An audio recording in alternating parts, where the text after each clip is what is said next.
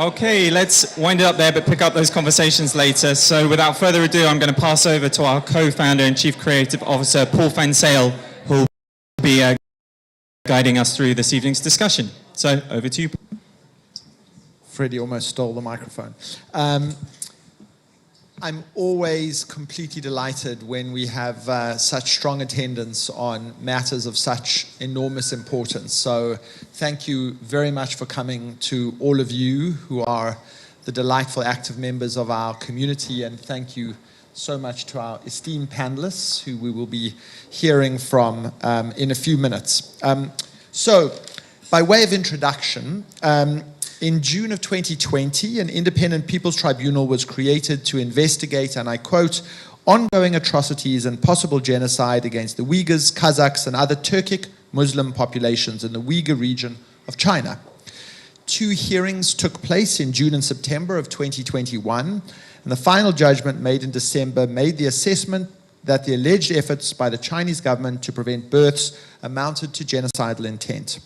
The verdict came as the US, Canada, UK, Australia, New Zealand, and Lithuania all imposed diplomatic boycotts of the February Winter Olympic Games in China. And today we are going to discuss the work of this, in my judgment, remarkable tribunal to focus on the underlying abuses and crimes, which were the subject matter of its work. And I'm delighted to say that we have a really amazing panel here today.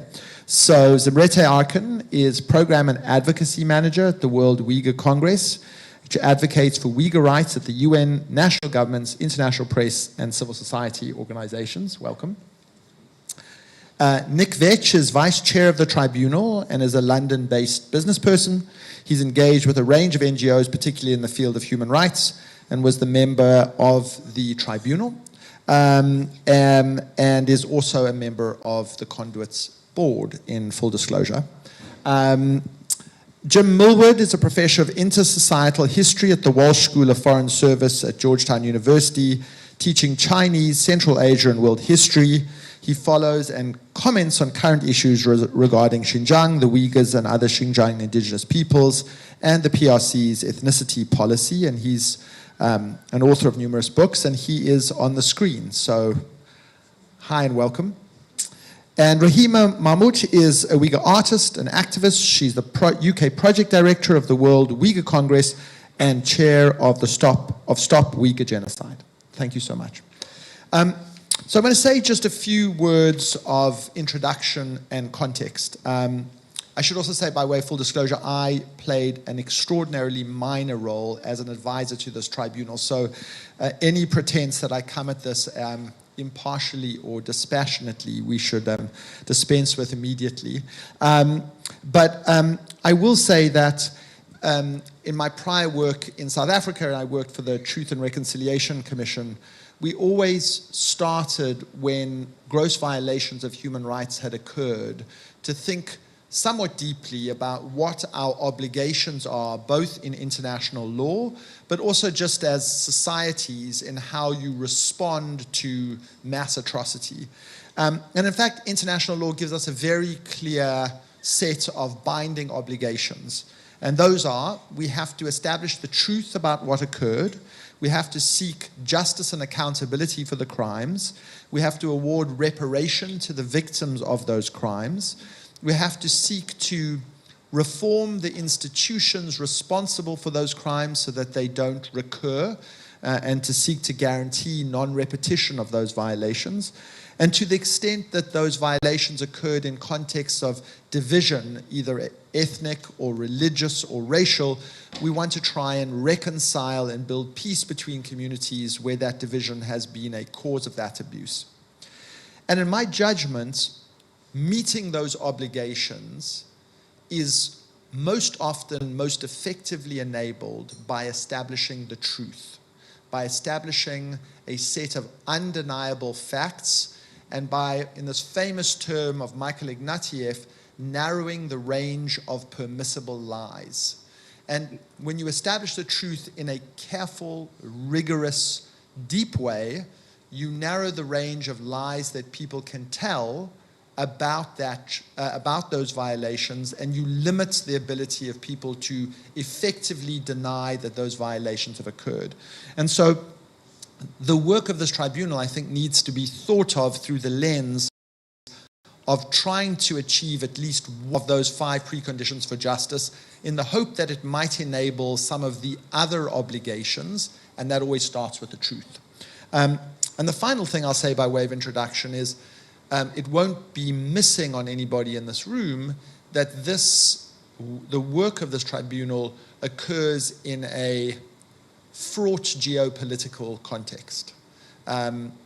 2 members of the Security Council, Russia and China, have somewhat, one might say, complex relations to human rights issues. That's not to say that the others don't have their own difficult histories and pasts, but the setting that we work in is one in which an enormously powerful state that is only growing in power, arguably, is the perpetrating institution, at least as the allegations are made, in question. And so that has to sit against the backdrop of all the work, the courageous work of activists, but the work of this tribunal.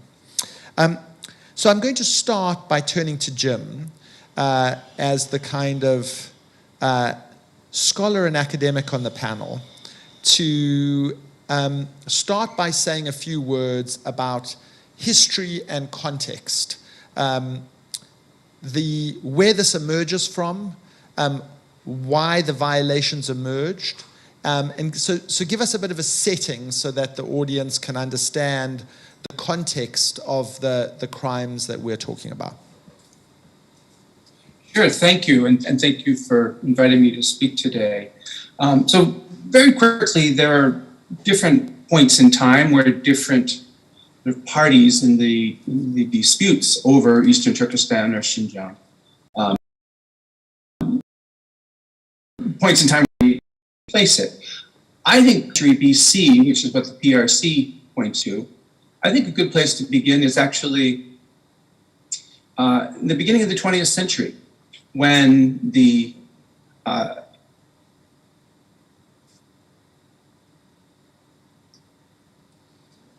sorry, am I coming through okay? I'm seeing, all right, I'm sorry. I made the mistake of having the YouTube feed on as well, and so I'm seeing myself 5 minutes ago. It's freaking me out.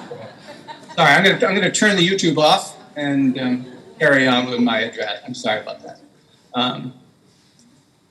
Okay, yeah, so the beginning, if we look at the beginning of the 20th century, there's a series of big empires that broke up all around pretty much the same time. The Qing Empire in 1912, the Romanov or Tsarist Empire in 1917, Austria-Hungary in 1918, the Ottoman in 1922. And not coincidentally, of course, many ethno-national issues and many human rights problems really have stemmed from the fragmentation of those large land empires on the Eurasian continent. And although we don't normally put the Qing Empire in that group, there were comparable ethno-national effects to that breakup. Right in 1912, when the Qing Empire fell, both Mongolia and Tibet said that they were independent states and they recognized each other. And of course, that was the time when the Chinese Republic was announced, the first of a couple Chinese republics. Of course, the People's Republic of China is the successor to that. But then there were other groups and other efforts to create nation states in the territories of the former Qing, really over the next decades. And in particular, in the Xinjiang region, there were efforts by a couple efforts by Turkic peoples, one even by a Chinese Muslim people, and so on in the 30s and in the 40s. The most famous of those and the most long-lasting was the Second Eastern Turkestan Republic, sponsored by the Soviet Union, but very much and rather secular and socialist republic in the northern part of Xinjiang today. And it ended up actually co-ruling the entire region with the nationalist Chinese Kuomintang party through the latter half of the 1940s. Now Now, in this same period, there was a lot of debate among Chinese nationalists, that is Han nationalists, about what China should be after the Qing Empire had fallen. Who was Chinese? And the debates went in different ways. There was a minimalist position that China was just territory occupied by Han people, the former Ming era territory, former Ming imperial territory, and the Chinese people were really just the Han. That was kind of a narrow national definition. And then there was a maximalist view that China should be everything. It should have the entire territory and all of the ethnic diversity that had been part of the Qing Empire. Therefore, Xinjiang, Mongolia, and Tibet, as well as Taiwan, would be part of this new Chinese republic. But at the same time, they recognized that these territories, particularly Xinjiang, Mongolia, and Tibet, would need to be colonized because there was very few Han Chinese actually living in them at the time. And this was following on earlier plans to move Han Chinese out into Xinjiang in particular, and also Mongolia, that had been raised at various points in the 19th century. Now, in the early 20th century, the Kuomintang, that is the Nationalist Party, they lacked the resources to do it, although Sun Yat-sen actually talked about it and wrote about it in one of his books, under the colonization of Xinjiang and Mongolia. When they defeated the nationalists in 1949, they ended up having the resources and having the diplomatic and military wherewithal to begin to take over these former Qing territories. And they did this with regard to Xinjiang with somewhat begrudging Soviet support. So that's really, how the PRC got to be in control of this region. But they faced a problem as a socialist state. And of course, as a socialist communist state, they were dedicated to anti-imperialism. Yet here they were now in control of an empire. So how do you rule an empire without looking like a colonialist? And so the answer that they came up with was to adopt policies very similar to those of the Soviet Union, which involved recognizing from the top down different ethno-national groups. And they called them Minzu in Chinese, and initially that was translated as nationalities. About 20 years ago, they started changing that translation to ethnicities. And then they implemented a whole set of policies built upon that national or Minzu identity for all of the 55 so-called minority nationalities as well as the Han. And they also implemented the autonomous regions system. And that's why we have the Xinjiang Uyghur Autonomous Region and the Tibetan Autonomous Region and so on. And so they demonstrated on paper and sometimes in spirit, in particular in the 1950s and 1980s, this was actually the case. They demonstrated a kind of pluralism, not democratic pluralism, but pluralism in their approach to the ethno-national diversity, which was this legacy of empire. And we see other reflections of that in the special autonomous region that Hong Kong was designated, and the idea now defunct of one country, two systems. And so there was this interesting, very different from Western pluralism, but interesting kind of communist multinational nation structures that the PRC had established. This is what I think, and many other specialists in the region think, have been reversed over the past few years. And this is one of the reasons why we see such acerbic assimilationist policies being implemented. Under Xi Jinping's regime, they really are trying to create a monocultural nation out of this former imperial territory. So thank you. That's very, very interesting and important context. And now I'd like to turn to you, and I'd like both of you who have lived experience of this kind of account to tell us a little bit about what this means in practice and what the lived experience of particularly the Uyghur people have been in response to this reversal of policy that we have seen in recent years, but which have roots in a more colonial past? First of all, thank you for inviting us to speak on this issue, very timely as well. So I think for us in practice, I think when we talk about the Uyghur genocide today, one thing that we urge people to understand is that this genocide didn't, happen overnight. It was a slow build-up by the Chinese government, and as James mentioned it, these policies have been introduced as early as the 50s and even before. And me, as a Uyghur person who grew up there, I was born and raised in Urumchi, the capital, and growing up, I never had a sense of, I guess, my ethnic religious identity. I just knew that I was Uyghur myself, but I didn't know what the implications were, because in schools we're not thought to learn. We're not taught the Uyghur history or national identity. We were just thought the Chinese identity and Chinese history.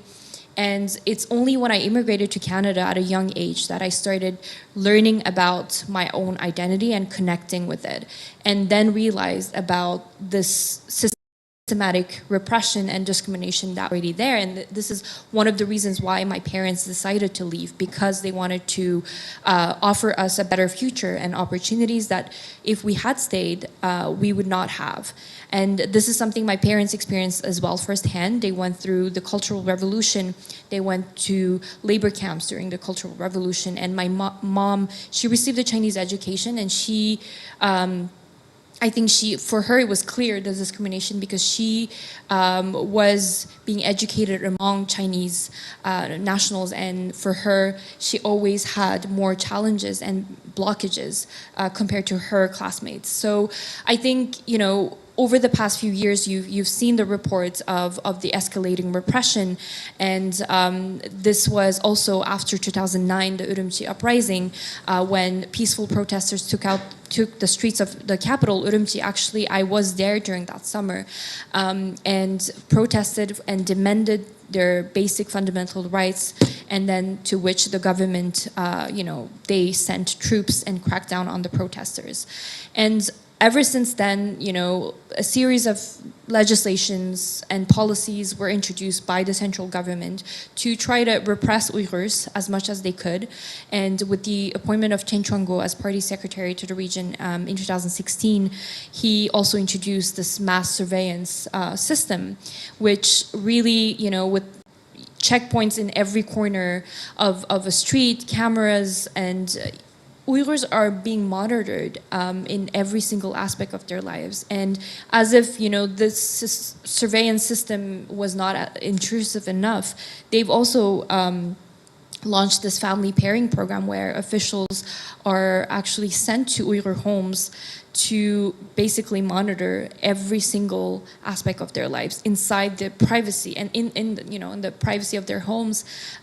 So whether if the parents are praying, they will monitor this and report back. So ever since this surveillance started, it's around the same time we started as Uyghurs in exile, losing contact with our family members.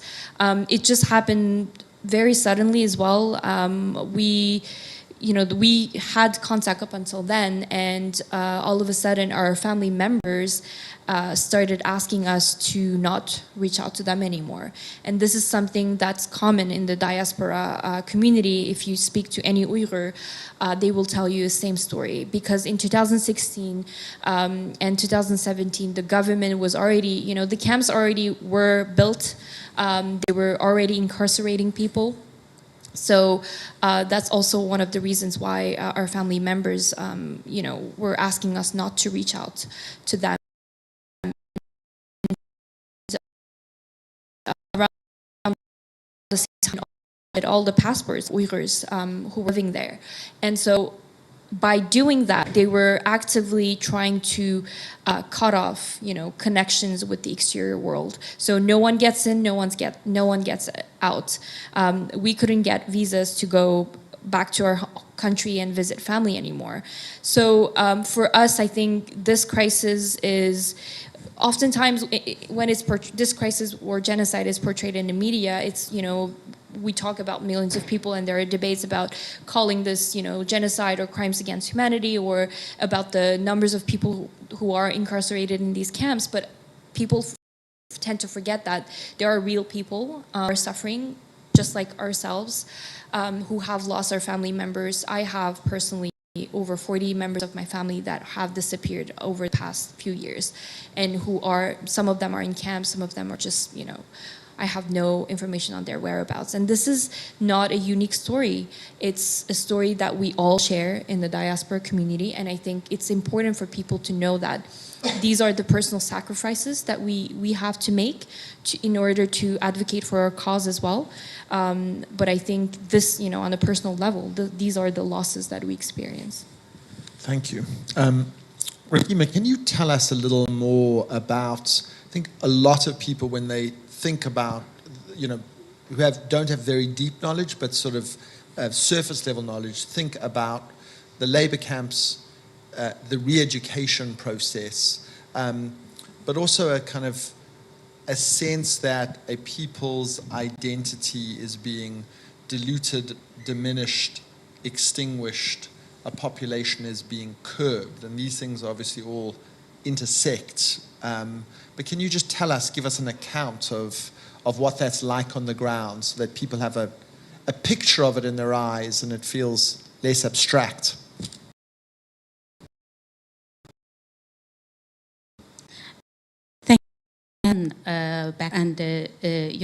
Even from my childhood, I often heard my mother and my father used to whisper and say, so-and-so died in prison, or so-and-so committed suicide.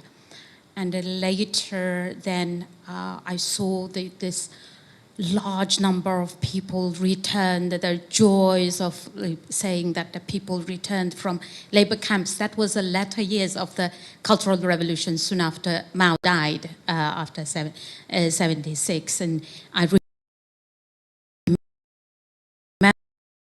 when I was mother, often go out and tell people, we often locked the gate from inside when they prayed.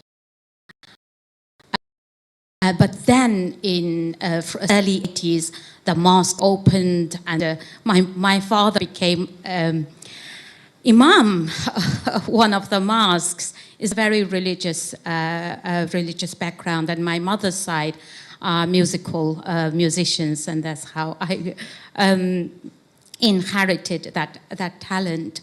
So coming from this very unique family, I grow up really proud of my, being Uyghur, proud of my own identity. Although I choose to go to study in Chinese school from primary school, but I never abandon or worship about the Han Chinese identity or whatever. But the reason I choose to go to Chinese school purely was I wanted to learn to speak their language. That was a main reason. And the situation changed, and in my life, the biggest thing that I experienced was 1989. I was at the Tiananmen Square, left on the 2nd of June, and the crackdown, the lies that in the end, what the Chinese government, the CCP, called the students rioters. We were in shock when we watched television, how they're showing the students burning the trucks and beloved soldiers. We couldn't figure out how they made those films. And that was played out throughout China, day out, all the time. So when I returned during the summer holiday, and everyone was accusing students that they are unreasonable.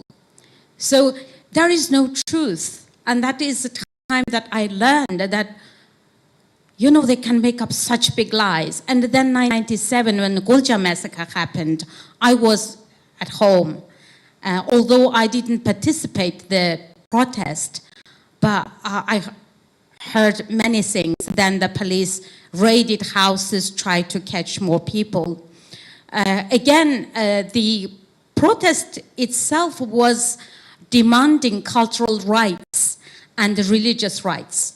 The reason was for 3 months prior to that protest, there was a severe religious crackdown that arrested a lot of young religious clerics.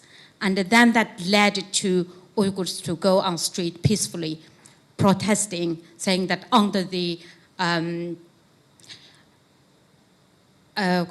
autonomous constitution that we do have the right to practice our religion and practice our culture. So in fact, this erasure, cultural erasure and religious practices, including banning a century-old tradition like a mashrab, started from early 90s. And in 1997, the massacre happened in my country that was like already become very severe. That event made me to decide to leave my country. So I left, luckily left in 2000. And then when I look back now, the situation, I cannot compare the situation when I was there and then from 2009, the Urumchi Massacre, what Özmürat I mentioned, that was a turning point. Chinese government always wanted to find an opportunity to criminalize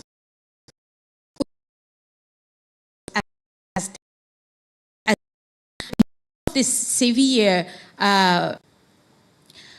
arresting and introducing of the extrajudicial killings, extrajudicial arrests, that soon after the Urumchi Massacre, they called it that these rioters killed many Han Chinese. They never reported those thousands disappeared from beginning of 2009 and also aftermath of that massacre. So gradually the policies they introduced all these new laws to make sure that restrict every aspect of the Uyghur life. Even we had that very little kind of freedom, that the breathing space that was taken away. So from 2016, and it didn't happen in 2016. We know they have been planning. And when I heard that 工作小组, the working group established in 2014, that we already know that things are getting really bad.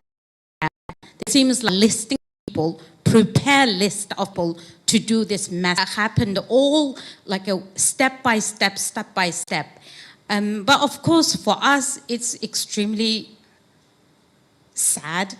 And for me, I lost contact with my entire family members, all my friends, and the people that I really admire, the musicians, the writers, the singers, they disappeared one by one.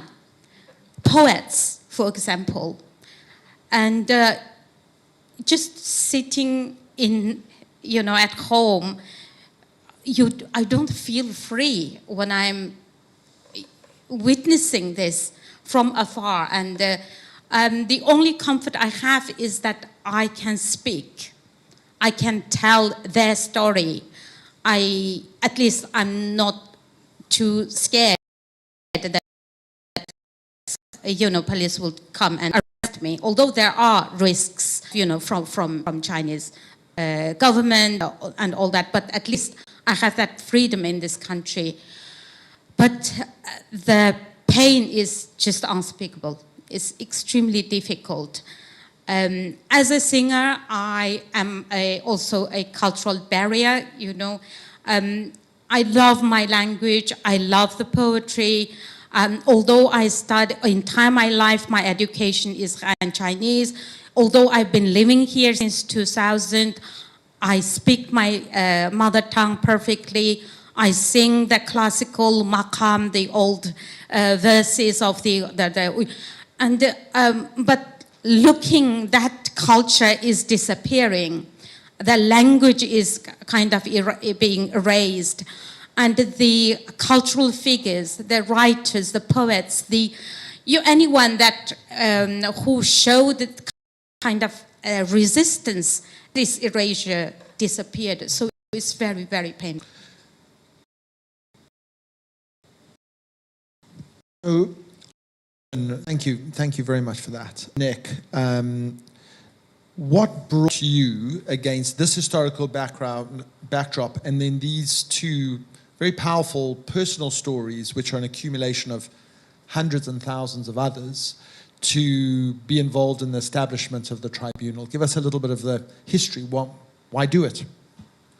Well, if I tell you why do it, and then what was the process and the backdrop to it. So the why do it is very simple. It's because governments won't do what they're supposed to be doing. And so essentially it falls to the citizen to fill that gap. There would have been absolutely no reason for a bunch of busybodies to set up a people's tribunal, and I use the word advisedly, had proper process been followed. And that means considering the allegations at a formal court, be it the International Court of Justice or the International Criminal Court. We don't have time now to explain why those routes are not possible. So it essentially fell to a bunch of citizens to fill the gap. It so happens my good friend Sir Geoffrey Nice is a renowned international lawyer. He was approached by the World Uyghur Congress whether he would form a people's tribunal, and so that's how it started. So it's very important to understand what a people's tribunal is. It is a tribunal of citizens. It essentially acts, if you like, as a jury. It is not populated by lawyers. Before considering the law in this regard, I knew nothing about the law. I knew nothing about the Genocide Commission, and even less about the Rome Statute, which governs the International Criminal Court. So we decided that for this to have credibility, it needed to be as impartial as was possible. And the only way we could do that was to consider facts, determine on facts and nothing else, and then apply the law to it. And so that is what we did. And we amassed 2,500 documents, 500,000 pages of evidence. Much of it was open source, but not all of it. And with a large team of researchers, we put together a panel of lay people. There were a couple of lawyers on it, but I think they would concede I probably know more about the law than this particular bit of law than they do. One's a land lawyer, another is a commercial lawyer, so that's not very much. We then came to the process of deciding what facts had happened. And this is what we found. We found that there had been a very extensive construction of what the PRC calls education camps. We have no doubt that they are de facto concentration camps. We found pervasive and endemic torture within these camps. We found endemic and pervasive rape and sexual violence. We found a good deal of killing, but not mass killing. We found outside the prisons what I can only describe as 1984. It's a completely controlling, as we describe in the tribunal's judgment, open-air prison, where nothing that the Uyghur population does or doesn't do by that is not recorded. They have a system called iJob, and it's a scoring system. So if you are Uyghur and you don't eat pork, it's a negative. If you don't drink, it's a negative. If you do go to the mosque, it is a negative. And that can result in behavior in prison and for long periods and no judicial system at all. And it goes on in that they have been separating children from their parents. There are up to 800,000 very young children, some as young as months old, have been forced into orphanages, often because their parents are, one or both their parents are locked up. As a further measure of control, the PRC has been introducing what they call family friends into Uyghur households, often with sole women in the households, and these people may be they're Han Chinese, usually men, and they can be in there for quite significant periods of time, and they're questioning the children about the behavior of their parents. They're observing and reporting on the behavior of the Uyghurs, and you can imagine what else is going on. The torture and the sexual violence in these prisons is unconscionable. I won't go into details now because it's frankly very, very upsetting, but it is egregious in the most shocking form. And so in the end, there were the facts, and had to apply the law. And the question we'd been asked is a very narrow question. It is, were crimes or are crimes against humanity as constituted, it's a treaty in the Rome Statute, and or is genocide being perpetrated as defined in the Convention, the Geneva Convention, 1948. And when we applied the law, having taken direction from lawyers, much as a jury would do from a judge, here's what we found. We found a suite of crimes against humanity, again, including rape and sexual violence, including torture, false imprisonment, persecution, separation of children, and on it goes. We then had to consider genocide. Now, genocide is a very complicated piece of law. I don't know if there are any lawyers who can probably explain this better than I can, but I'll give it a go. So, genocide is an unusual crime in that it encompasses a state of mind.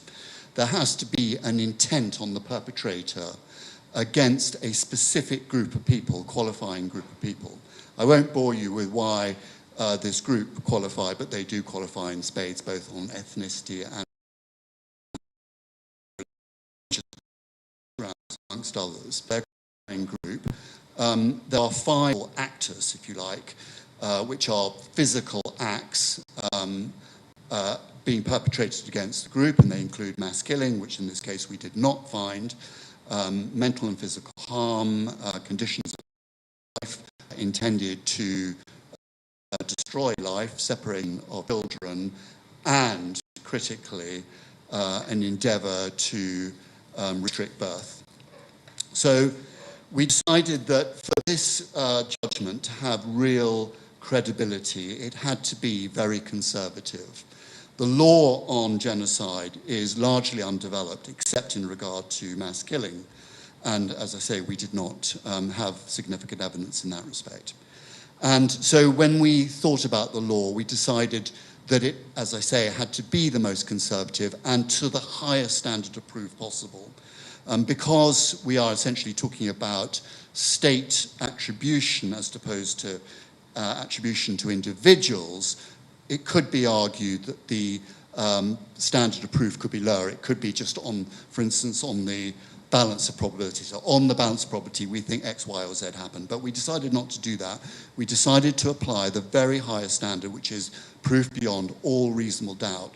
In practice, that means you are absolutely certain that this thing is happening.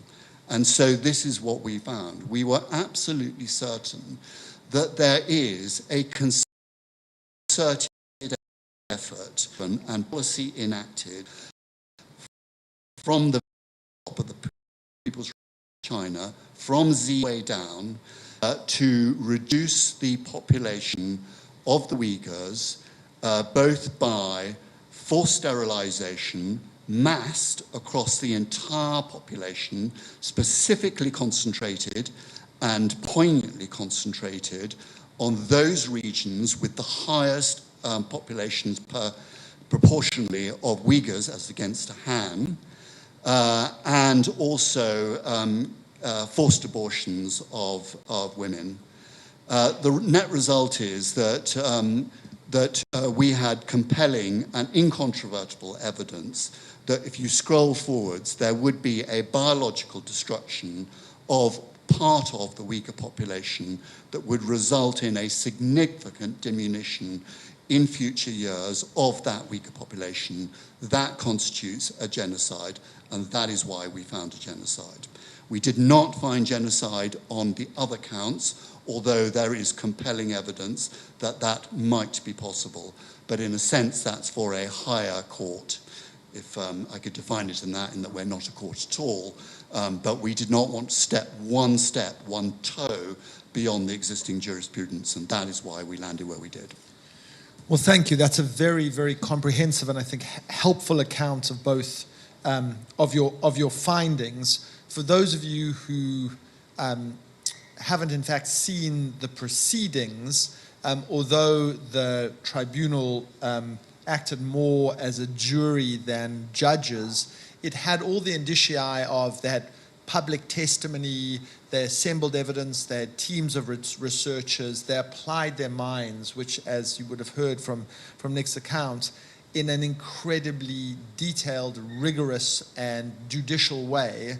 And I think one of the hallmarks of this, that people will say from the outside, was it was a process that was marked by a deliberate conservatism, by a sense of not wanting to make facts that they couldn't be absolutely certain about, where there wasn't overwhelming evidence beyond a reasonable doubt, and rather conservative application of the law, so not being rather jurisprudentially imaginative, so as to say that when we make a finding, this is a serious and incontrovertible one. So I want to ask this question, and I'm going to turn back to think about the consequences, but I just want to ask one question about a genocide finding versus a crime against humanity finding versus other categories of international crime. Because often, for those of you who are not sort of steeped in this, the finding can be that unless you make a genocide finding and you only merely find torture and executions and all these other kind of pantheons of international crimes, somehow what's happened is not that bad, right? This is not the case. Crimes against humanity are the worst things you can do. They are systematic attacks on civilian populations. They are serious, the worst crimes you can commit. But yet, genocide has this freighted additional finding. And so it has a kind of almost political and emotional context to it in addition to a legal context. But it has a very specific legal set of consequences that flow from it. And I wonder if you could tell us about that, because that then brings us back to the impact of this tribunal. And I'd like to speak to both of you about. No, I mean, you're right, and I've heard it described as a genocide. But for a state of this power and of this power to be found guilty, it's the only way of describing it, of crimes against humanity, is absolutely extraordinary. We needed to go no further than that, and indeed, particularly Sir Geoffrey and I were quite reluctant to go down the route of genocide. It should be said that we certainly did not set out to find a genocide. The law either came as it did or it didn't. The reason why genocide is so difficult for governments is that under Article 1 of the Convention, it requires states to prevent. Now, the word prevent is the operative word because it's contemplative. And indeed, there have been cases of the International Court of Justice, which essentially, in my language, not theirs, if there's a scintilla of risk that there is a genocide that may be perpetrated, states must act. Now, the difficulty is, how does a state, particularly a middling state like the UK, actually act because here we have this hugely powerful behemoth with enormous economic power and political reach. And so what the UK government, and indeed others, I should say, have done is to create a kind of circular position where the matter can never be considered, because what the state says is, UK government says, is that, well, we won't deal with it as a genocide and therefore we have no duty to prevent unless a competent court, and they use the word competent court, or judge determines that it is a genocide. Well, as I've told you before, you can't actually do that because there is no court which you can take it, so it goes round and round. So we, of course, wrote back to them and said, what's incompetent about us? And we haven't had a response to that one yet. I dare say it'll come. So the point is, they have to act, and they don't, and they won't, and that is why.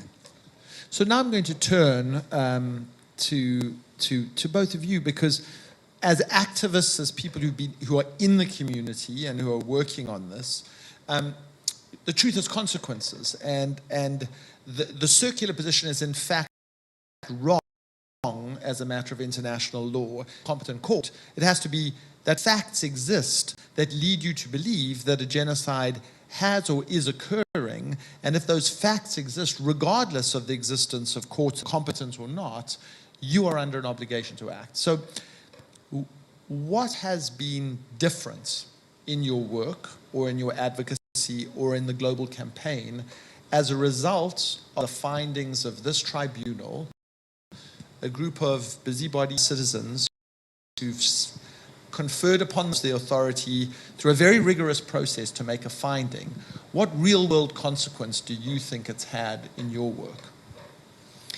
I think it has been very impactful on our work. I think it has helped us a lot to advocate for this cause. I think before this tribunal was set up, no one was actually, engaging in that debate of genocide, crimes against humanity.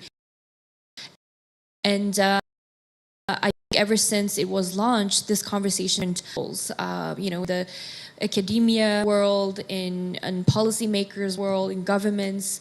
So people started actually paying attention to what it means, the legal definitions and the available evidence. And I think one thing that the tribunal has done remarkably is to stay very thorough in its proceedings, and I think the independent approach that they've taken as well has helped, I think, with not only with the credibility, but also the evidence that they were looking at.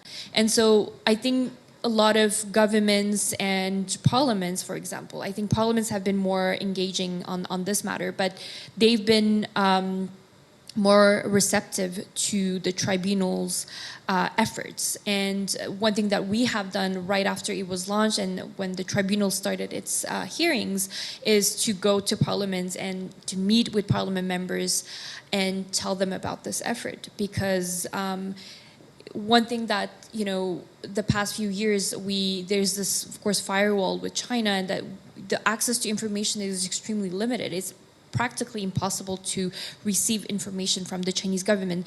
Not only we've lost contact with our family members, but also reaching out to the government asking about, certain specific statistics or even information is practically impossible. And, bodies like the UN, the EU, they've tried it and they haven't, had a positive response. For example, the UN office of the High Commissioner's office, when Michelle Bachelet arrived to the as the High Commissioner, she started requesting access to the region to basically have unfettered access to report and monitor the human rights violations that are happening, to go in person, basically. This is an independent mechanism that the UN High Commissioner's Office has, and she can do that. But the Chinese government has, of course, not responded in a positive way. They, of course, refused that access, not only to her, but also to many different UN experts, independent experts, special rapporteurs that we call them. They've refused access ever since, I think, 2014. So with that difficulty of, having access to information from within, the tribunal's work is essential because they've used the available evidence that is outside.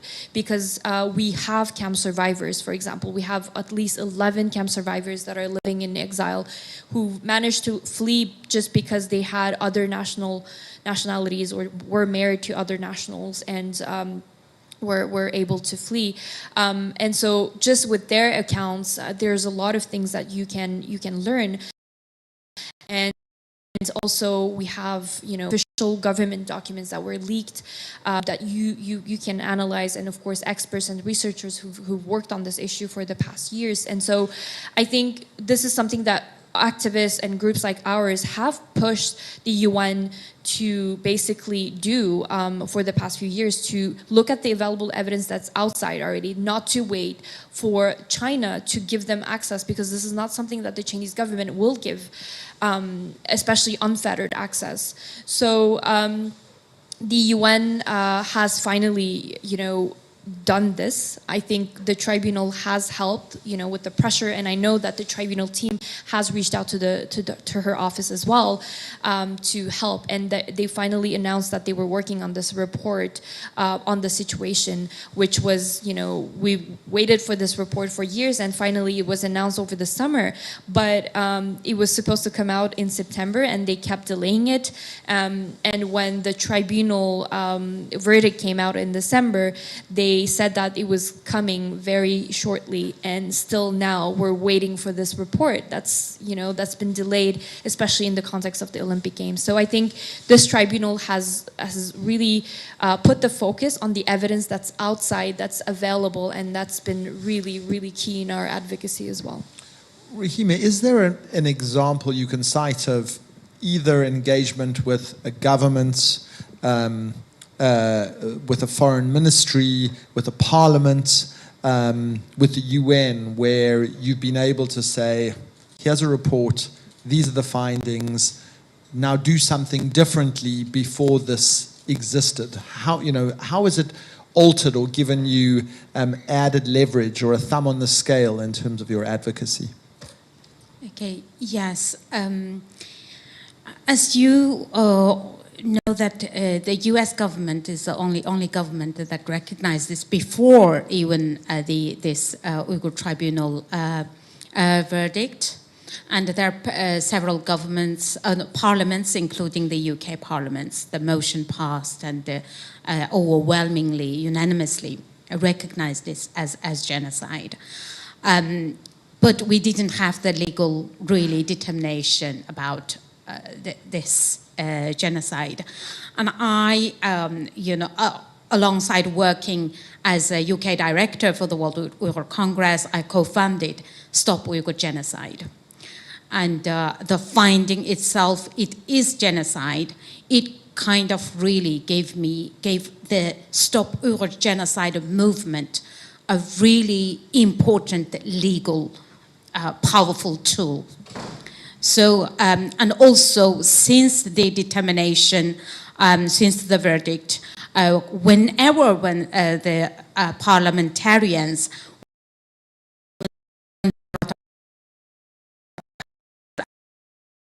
often to the tribunal findings, really powerful.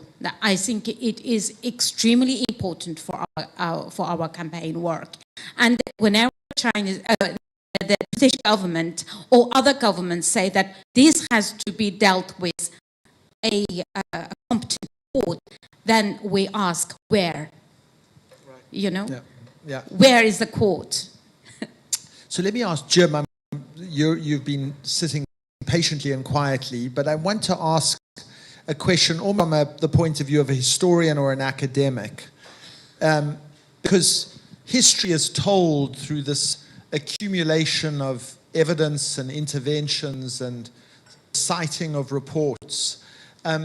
If you look back, if you were to do a little bit of prognostication and then look back at the impact of the work of the tribunal in how the history of this particular region is told, do you think it will be told differently, or it will contribute substantively to the way historians cast this moment in history?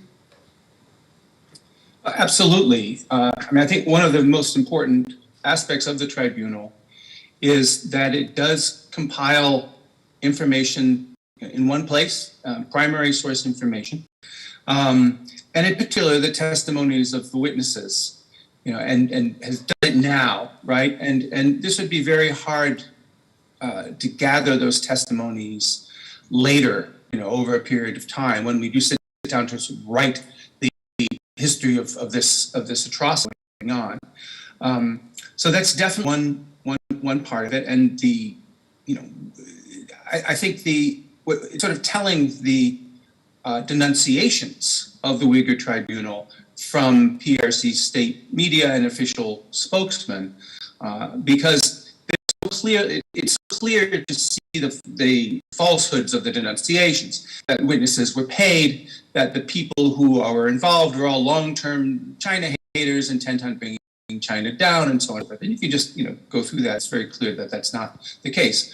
I think it's also very important that it is, in a way, it's not a nation-state effort, right? Nor is it an effort by one of the established international judicial institutions, such as the ICC or the UN. In a way, though, I think that's important. And looking into the future, our international institutions are problematic precisely because they are international and not global. You can say, because coalitions of nation states, certain nation states can steer them the way they want to. The United States has done that, infamously from the beginning of establishing these institutions, but the United States has lost control over certain aspects of them as well. I was reminded of this actually by looking at the Olympics, which is something we're thinking about too, and that, to me at least, one of the most problematic aspects of the Olympics is that it really devolved competition among nation states. We don't really care about the achievements of individuals. There was a headline I saw screaming, "United States wins the silver," and you had to read well down into the article to find out who actually won, who actually was best, right? So that's sort of a positive example of the same thing. But by a citizens' tribunal, a global institution that is independent of nation states, I think actually, like the tribunal, I think actually has more credibility right now. Yep. Well, two final questions. I'm going to turn over to this audience because there's a ton of expertise and passion in the group, and I'm sure you'll have questions to ask. So I want to ask a question about trade and about if the power in intergovernmental or interstate terms of China is going to cause state actors to be cautious and diffident in relation to their Article 1 obligations under the Genocide Convention. Consumers and businesses are more susceptible to pressure. They're susceptible to pressure because people don't like having genocide in their supply chain. And so I want to discuss a little bit the power of that and how that is likely to be deployed by citizens, by activists relating to companies, and how that may begin to change the calculus of the Chinese government in particular and how it acts, even if states are rather pusillanimous about how they act. Nick. Well, I think there are those who think that in regard to a genocide termination, that not being any kind of with I just think unlikely and probably would cause a depression that would make 1929 look like a walk in the park, and then you'll see what happens to human rights. So I think that isn't really on the table. What I think is on the table is targeted, and actually I'm not even sure that it's about the deployment of Article 1. There is plenty of domestic legislation, including the Anti-Slavery Act, which prohibits the purchasing of any goods or services in the supply chain. And undoubtedly that is happening. So for instance, solar panels, it is impossible to be absolutely certain that if you buy solar panels from China, that they do not encompass some kind of forced labor stroke slavery. It's impossible. So anybody doing so may well be in breach of the Anti-Slavery Act. And that is beginning to catch on as an idea, and you may, of those who missed it, I'll tell you about it, that our fabulous ex-Foreign Secretary, Dominic Raab, who is now whatever he is, has cancelled a very significant solar panel order because, for the reasons I've set out, and indeed there are companies who I'm well aware of, and some may not be too unadjacent to myself, who have also done so. So I think the motivations around that, both by way of carrot, but also by way of stick, law just needs to be exercised. Both of you, Zimret, had to react to a point that made, and I think it's an elephant in the room, and I want to put there because I think it requires a robust discussion in a community such as this. And that is that I think that climate change risks making utilitarians of all of us. And by that I mean, if there's a strong scientific consensus that unless we get to net zero on a specific time frame, there will be profound, deep, existential, civilizational consequences. It takes people who are usually in the position of doing the right thing by climate and human rights, and it begins to cause them to put things onto a moral equilibrium that's uncomfortable. And it's most exemplified by the example that Nick just gave, which is to say, thought experiment, if you could get to net zero by accelerating solar panels out of Xinjiang that were produced in circumstances of slavery or genocide, but it saved all the rest of us, it's a small price to pay because in the greater cost-benefit calculation, we're all saved. And I think in order for people who are usually on the side of the great and the good to assume that position, it requires them to elide and render invisible the experiences of Uyghurs. So I'd like both of you just to respond to that argument.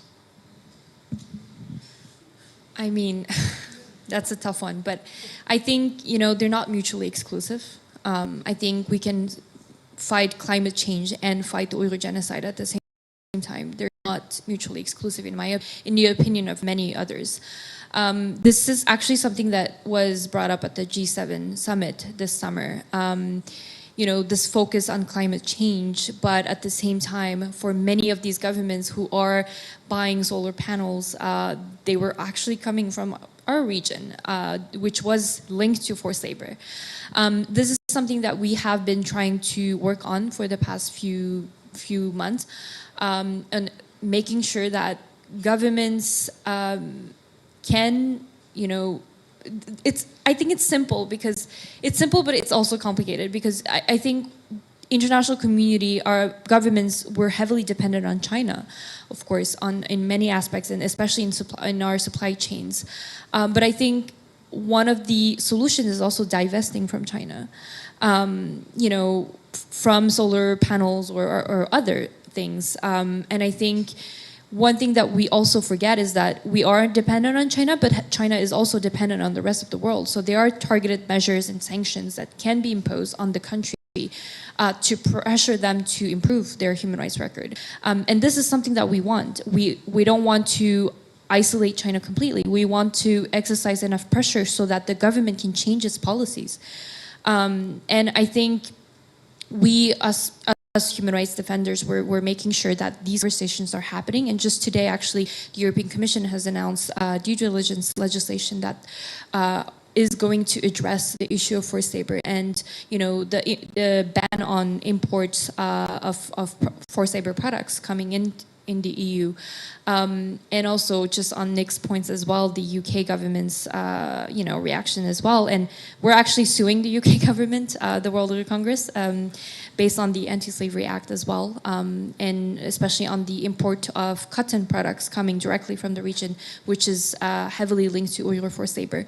So these initiatives are happening around the world. The US government has introduced the first legislation that is addressing this specific issue, the Uyghur Forced Labor Prevention Act, that was signed into law just before Christmas. And there are different legal cases happening around Europe, in Germany, in the Netherlands, in France. And so this issue, because of the impact it has in our global supply chains, will be addressed. I think it's our job as well to push governments to enact the policies and use the domestic laws that are available, and not just wait for the creation of different legislation, to use the existing laws, whether it's in the UK or elsewhere, to make sure that consumers and we don't buy things that are tainted with forced labor. And this is also another thing, is that as consumers, global citizens, we have a say in this as well, because our choices have an impact on the lives of people who are living, thousands of miles away. Rahima? Okay, so legislations are extremely important, and also grassroots is important. Like Stop Uyghur Genocide that I'm working, we are looking at like 3 levels. One is the grassroots, how we can campaign the ordinary people to be mindful. And then number 2, also very important, is the companies, investors, how we can go after investors and convince them to gradually pull out and relocate their factories and investments elsewhere. And also the legislations, for example, now in UK Parliament, the Genocide Amendment on Health and Care Bill is tabled in the Lords, and it will be, we believe it will pass, and then it will be debated in the Commons. If this will prevent the government procuring the health and care equipment from the regions that have serious risk of genocide. So all these different layers of,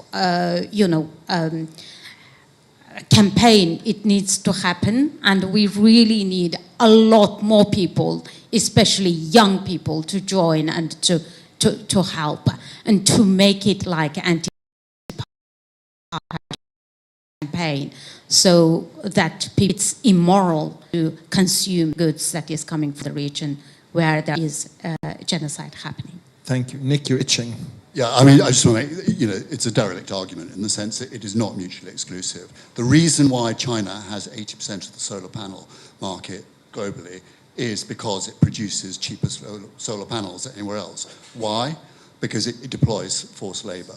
So if you ban forced labor, the price goes up, and then American and European manufacturers, and we know this because I'm just in the process of procuring them, and you then get a market into equilibrium and you solve the problem. So I don't think we have to make a binary choice.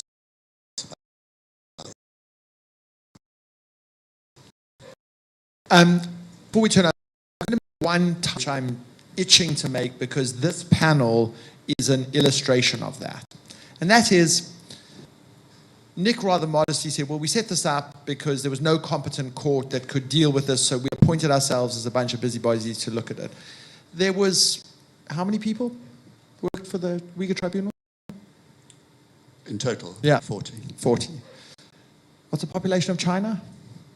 Don't answer that. But so it's a small body with a modest budget that had a set of hearings, that made a set of facts, that seep into public consciousness, that one of the most powerful countries in the world has its officials stand up on a podium and condemn this group. And courts around the world will take judicial notice of its findings in a raft of different contexts, dealing with anti-slavery, dealing with legislation that deals with genocide in supply chains. Ordinary citizens, when they begin to make decisions about what to buy, corporations and CEOs who decide where they're going to procure from or not procure from, people who decide where they want to do business or go on holiday, a small group of people who spend 6 months of their lives or a year of their lives doing this kind of work. David and Goliath is not the metaphor. It's a tiny atom in the eye of David versus Goliath. The asymmetry of power is so enormous, and yet, it punches above its weight. And so, if there's something that in this world of rising belligerent authoritarian states that should give you hope, it is that small groups of people like them, like the people on this panel, and like all of the people in the Conduit community are capable of acting in ways that are wildly, disproportionately powerful. And that's something that we should never give up as citizens, as activists, as human beings, as parents, as voters, as consumers, as corporate leaders. It's an enormously powerful thing, and we've witnessed it in action tonight.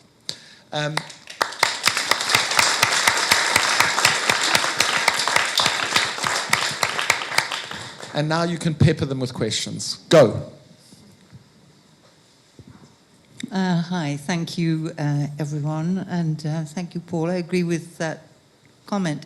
I want to pick up, though, on partly coming from your asymmetry point. I would point out that we're trying to operate in a system in which the UN system, which used to defend human rights, at least in principle, no longer functions. We can no longer command the votes in the General Assembly for any resolution, and not a single Islamic state, not a single one, has come to defense even of the Uyghurs, none of them. Then you come back to what can you do, right? And my point is going to be about the question of sanctions. And whether sanctions are really about the geography, whether they're about Xinjiang, or whether they're about the Uyghurs, because what we've seen in the last couple of years is that there is a process of dispersal going on. I have no idea what sort of scale it's on, but people are being dispersed from those Xinjiang camps to prisons elsewhere in China. And if you're a factory owner in Guizhou or Dongguan and you have a rush order, you can call up the factory for, a quick injection of labor. So then you're looking at, those are quite likely to be Uyghurs. We have no idea, we cannot prove that there is slave labor in those supply chains, even in cotton, which is the major product of Xinjiang, other than solar panels. Soft supply chains are incredibly difficult to disentangle. And not all the cotton in Xinjiang is produced by slave labor. So, it's a very difficult issue, which tends to be presented in rather simple terms, which makes it easy for the Chinese government to hit back, as it did with the Better Cotton Initiative. So I think it looks tempting, but it's not straightforward. And sorry, I did have a question, Nick, which was that I don't know if forgive me for not knowing the answer to this. Did the tribunal look at the question of organ transplant at all? And if so, what did you conclude? Thank you. Well, I'm not sure it was a question, your first point, but of course it's difficult, but that doesn't mean to say we do nothing about it, and so we have to start somewhere. No, I know you weren't saying, but I think that's as a friend of mine who's been running a human rights organisation for 40 years, she said to me the other day, well, probably about 1% of what I do is of any value. But, imagine what it would be like without the 1%. Yes, we have looked at forced organ halving, but I was a panellist on it's not a very good way of describing it, but I was a member of the China Tribunal back in 2019, and we considered organ harvesting there, and we found that there was organ harvesting, and I can talk to you about that separately. It's a whole, and indeed it's the reason why the Uyghur Tribunal came about to some extent, because we began to hear some stuff about the Uyghurs, but that point, not very much at that point. Please. Yes, hi. I have a question which actually follows from what my neighbor was saying as well. I just wanted to ask in practical terms, so you already mentioned that today the EU published the corporate due diligence directive, and also on Monday the social taxonomy draft report is going to come out, and we also in the EU taxonomy regulation, which looks at green activities, we also have the minimum safeguards, which look at social and governance components. And I was just wondering, I mean, it was all good suggestions and in theory, but how in practice, you know, would you actually say that investors can ever really know what's happening in the supply chain? Because, you know, they can go so down.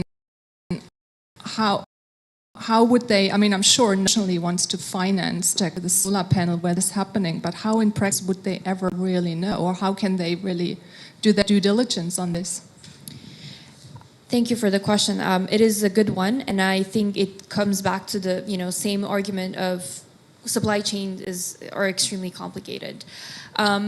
They are, and that's why in 2020, there was an international coalition that was formed, the End Uyghur Forced Labor Coalition, and actually the World Uyghur Congress is part of this steering committee, and we do a lot of work with them, and this is a coalition that regroups 400 groups around the world, faith-based groups, workers' rights groups, trade unions, investor alliances, and we have different experts from different fields that are focusing on this issue, and we have supply chain experts, analysts, researchers who are mapping out, the supply chains and what are the risks. And we engage a lot with investors. We have investors as well on this coalition, and of course, it's not easy, especially with China, but it starts with them. So corporate, private actors or public actors to engage with our coalition, because we do have specialist experts who are dealing on this issue. And I think another important point is that for investors or companies, if they're not sure that there is forced labor, if they're not able to operate in accordance to business and guiding principles on business and human rights, then this should be enough reason for them to leave the region. Because in the Uyghur region, at the moment, no credible way of conducting any investigation or audits. Because of the highly repressive environment, Uyghur workers who will be interviewed are not free to speak, because there's always someone who will be watching and monitoring what they say. So in this context, we encourage all of the business and corporations, if they're not able to conduct due diligence in a meaningful way, and especially in accordance to the UN guiding principles, then they should leave. And this is what a lot of companies have done. Actually, in the UK, we have Marks and Spencers, we have I think Tesco and many others that have Island Fisher that have actually acknowledged this and actually agreed to sign our call to action, which asks them to leave the Uyghur region, given that they're not able to conduct due diligence. So this is also something that the UN Working Group on Businesses and Human Rights has urged these companies to do as well. So I think this could be a solution for now. I just want to say one thing is, having worked in two industries for a fair amount of time, one in fashion and one in hospitality, which both have supply chains, I actually don't think it's that complex. I think it's kind of simple. If you're buying stuff, you need to know where it's from. And if you're a billion-dollar company, you can, without a doubt, spend the time and money to do the diligence to investigate where it comes from. And sure, sophisticated subcontractors can squeeze the balloon and slip in some things and move some manufacturing between A and B and C. But you fundamentally know about your supply chain. You know who the people that you're contracting for. You know what their ethics are. You know what their labor standards are. You know what things cost. And you know wow, if I'm buying a t-shirt that I'm selling on to people in the high street of London for £3, then it is almost certainly got slave labor in it somewhere. Almost certainly by dint of the laws of economics of what it takes to produce those goods. And the same applies to your vegetables, same applies. So I actually think we should not buy into the argument that this is complex. It's actually pretty simple. And by placing obligations on people who are in supply chains and sell things on, to say we need to know where you buy things from and you need to do the due diligence to disclose it, or else you are taking a slave or genocide margin in your product and super profiting up your bottom line. We just we make it simple. So sorry, I was just I don't think it's complicated. If I can just add, I agree with everything you said, and that's really good, and that was more the consumer perspective and the company perspective, but what I was actually talking about was the banks that are financing projects. It's even simpler. Or asset managers. How are asset managers doing that? In my opinion, it's even simpler. Sorry you to think? Yes. I'd love to hear that. In what way is due diligence that you do when you're saying I'm going to invest in that different from when I'm going to go and buy the cabbage from you or buy the fabric from you? I'm just as sophisticated, I'm just as capable of seeing with the same degree of transparency how these people are performing, and if I'm investing money, I should apply a higher threshold to this, and I can go and see it. It's quite difficult to hide slavery in my Just judgment. an additional point to this. In 2019, the World Bank was actually found to be basically giving loans to the Chinese government to basically fund the camps. And it was very clear, you know, we've seen the procurements, the tenders, and it was very clear that the loans were used to buy equipment for these camps, the surveillance cameras, the watchtowers, to build the watchtowers. It was very detailed, and the World Bank still gave that loan.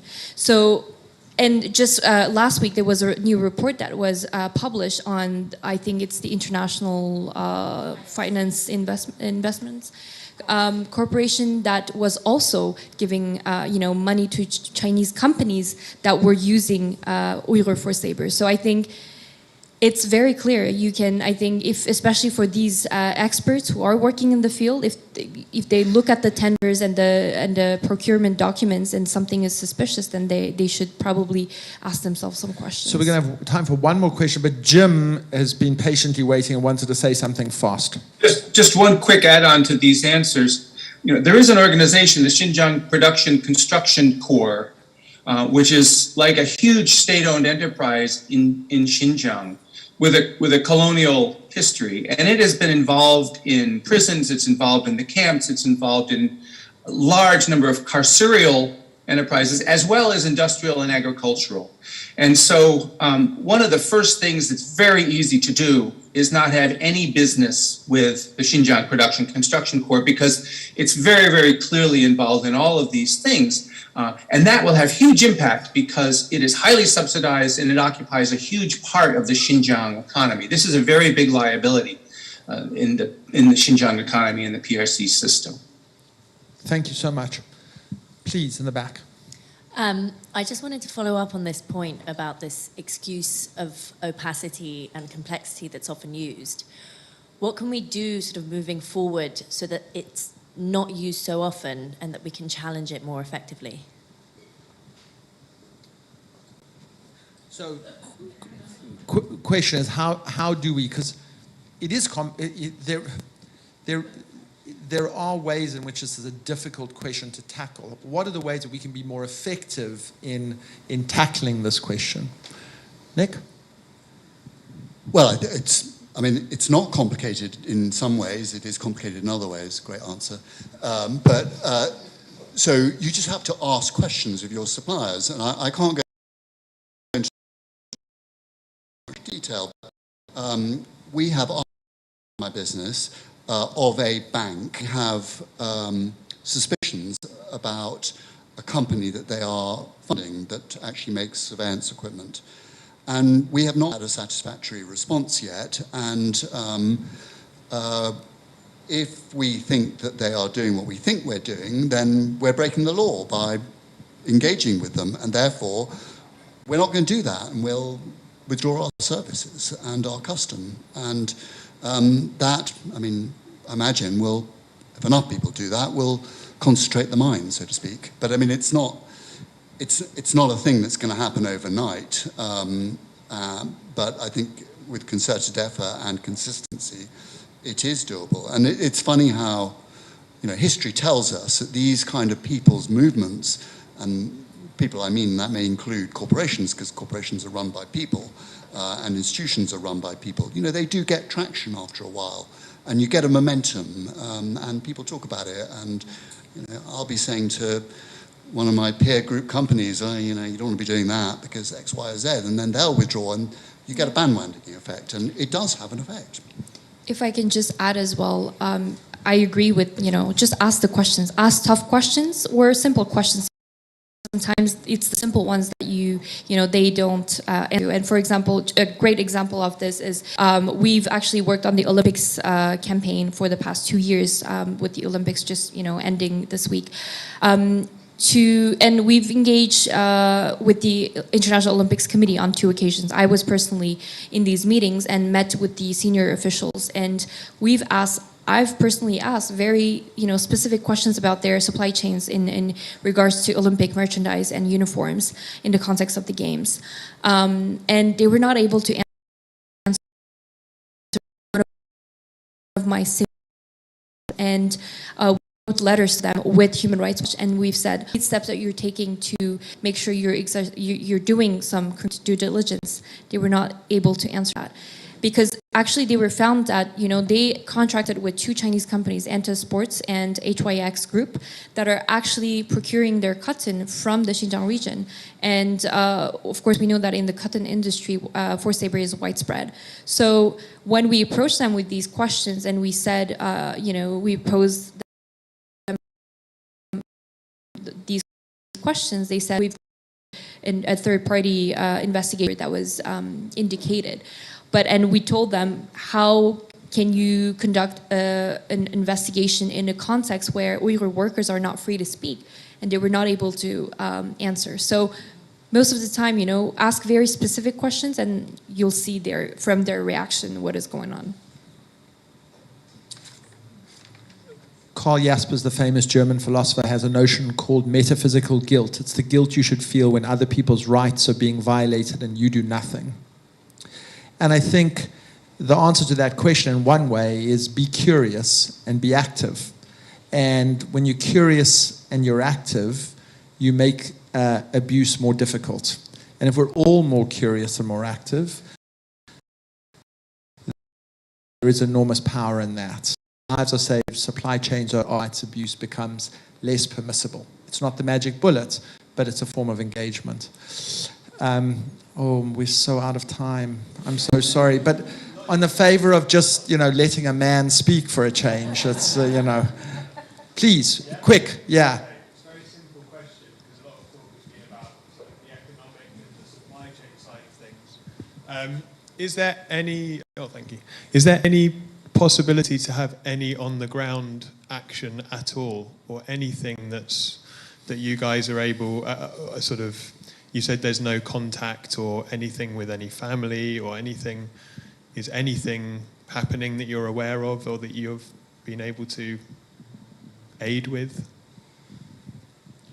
Okay, so join the campaign. With your situation, and I know it's extremely difficult to assist anyone who are living there, but we have plenty kind of work in this country that we are doing. Is this what you are asking about, what you can do? Well, I was asking, is there anything that can happen there or is happening on the ground that's supportive? Because it sounds like a lot of what can happen is all remotely, you know, through legislation and... So I'm going to ask you to give the 20-second answer, and then we can continue in the back. Sure. Yeah.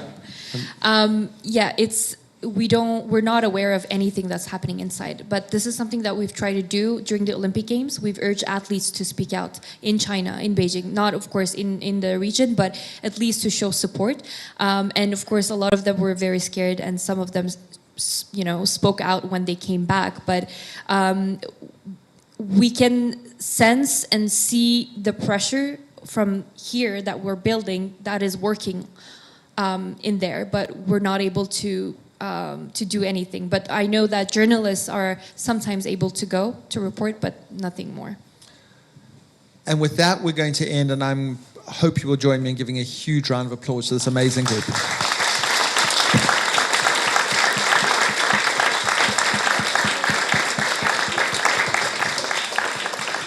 And Jim, thank you. I know it's not easy remotely, but thank you so much for your insights and your participation. Thank you.